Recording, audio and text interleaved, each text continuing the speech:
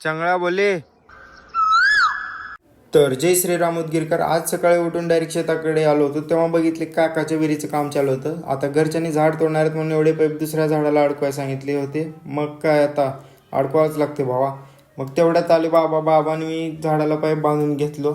आता पाईप बांधणं झाल्यावर सगळे पाईप 2-4 काय होतील तेवढे उचलून आता साईडला आणून एक एक एक एक एक ठेवलं.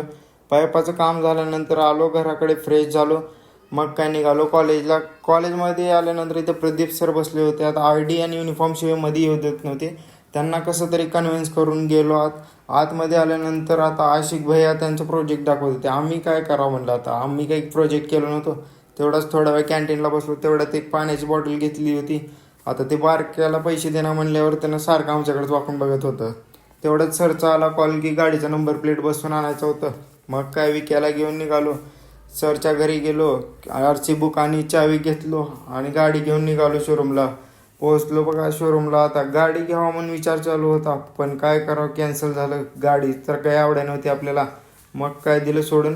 नंबर प्लेट घेतलं टाकून गाडीला आणि दिलं सरांना नेऊन. आता कधी नाही ते इथं पुण्याचं काम केले, गॉगल दिले त्या बारक्याला. मग काय निघालो आता वावर जाऊन बसावं म्हणलं. थोडा वेळ बसलो. तर जोपर्यंत घ्या तुम्ही आता लाईक आणि फॉलो करून.